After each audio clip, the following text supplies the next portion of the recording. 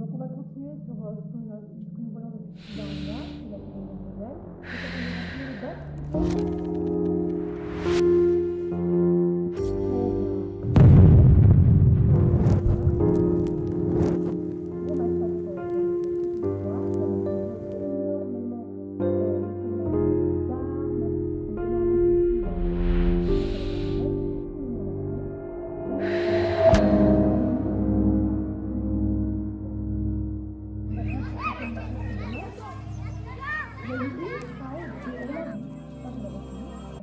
Allez, s'il vous plaît, plus rapidement. Ton GSM, s'il te plaît. Allez, un petit effort. Toi aussi, ton GSM. Ton GSM, Yacine, s'il te plaît. Bonnet, casquette, allez, s'il vous plaît, les gars, allez. Combien de fois je dois vous le dire? Non, mais c'est pas gai, franchement. Et en plus, ça ralentit toute la classe, ça vous déconcentre et on va encore plus prendre du temps, s'il vous plaît. Alors, on arrive à la fin de la matière. C'était assez dense, je le sais bien. Mais on peut en conclure que c'est ça qui a mené au plus grand génocide que l'humanité ait connu. D'ailleurs, face à un tel massacre, il y a eu une phrase qui revenait très très souvent. Vous la connaissez. D'ailleurs, essayez de deviner la phrase. C'est une phrase qui a été très souvent répétée à la fin de la Deuxième Guerre mondiale. Plus jamais ça? Exactement. Plus jamais ça. Sauve à Gaza. Pardon? Je dis sauve à Gaza, madame. Ce n'est pas le sujet. Au contraire, après le génocide, cette phrase était répétée en boucle. Plus jamais ça. Peut-être parce qu'il n'y a pas plus horrible de commettre un génocide que plus jamais ça. C'était censé parler de l'humanité entière, non? Effectivement, oui. Il y a un caractère universel que tu fais bien de relever. Du coup, je me demande à quoi ça sert de savoir c'est quoi un génocide si on fait jamais de parallèle avec ce qui se passe là maintenant.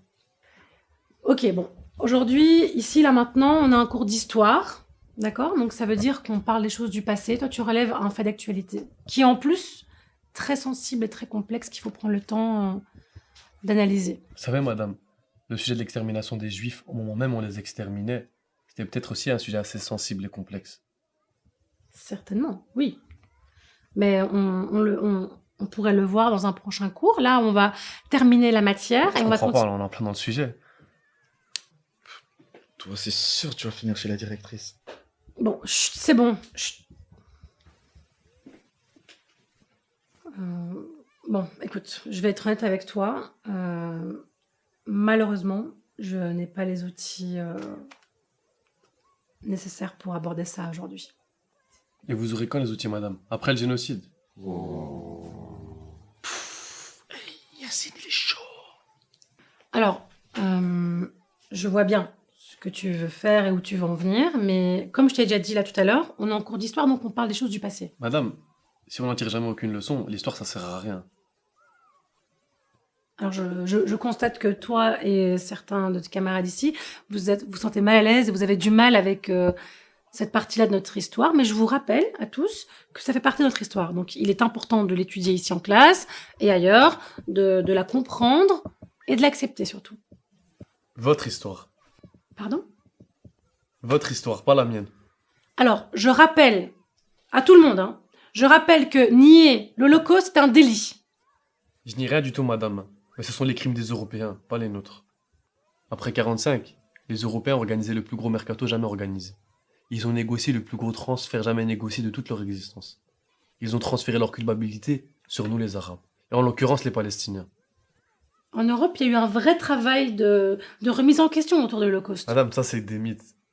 Votre remise en question n'a jamais été sincère et honnête. Mais comment tu peux affirmer ça? Parce que c'est tellement facile de faire les gens qui ont du regret et de l'empathie quand c'est pas vous. Par vous, j'entends l'Europe, bien sûr. C'est pas vous qui payez la note pour vos crimes. Tu te trompes? Tu te trompes? Il y a eu une reconnaissance des crimes du passé. Comme tu peux le voir, il y a des monuments, il y a des commémorations. Non, madame, ça c'est du bluff. On n'a pas pris un bout de la Bavière ou de la Flandre pour la donner aux Juifs en guise d'excuse. On a été volé la terre de personnes qui n'avaient strictement rien fait et qui n'étaient en rien responsables du génocide causé par les Européens. Bon, écoute. Et maintenant, après avoir spoilé les Palestiniens, les avoir massacrés, on veut exterminer tout un peuple normal. Hein? Et la télé nous dit que c'est normal. Et nos politiques nous disent que c'est normal. Qu'il faut prendre le temps de l'analyse. Mais analysez quoi, s'il vous plaît? Yacine, tu peux dire la même chose, plus calmement. Imaginez 2 secondes, madame. Vous êtes chez vous à la maison. On vient, on vous la vole. On tue la chair de votre chair sous vos yeux. Votre fille, votre frère, votre sœur. Et en prime, on vous traite de terroriste. Yacine, calme-toi, s'il te plaît. Quel être humain accepterait ça? Hein? De se voir humilié comme ça, de vivre sous l'apartheid, où tout te rappelle que tu es considéré comme un animal, sur ta propre terre. De voir et d'entendre ces drones rôder continuellement sur ta tête. De te dire qu'à tout moment, c'est mort, parce qu'un gars que tu connais même pas, manette en main, a décidé que pour toi c'était foutu. Tu deviens agressif là. Vous savez, madame, la vérité, c'est que les gens, ils ont pas besoin d'avoir fait des grandes études, ou de connaître l'histoire dans sa complexité. Ce que les gens ont vraiment besoin, c'est juste d'avoir du courage.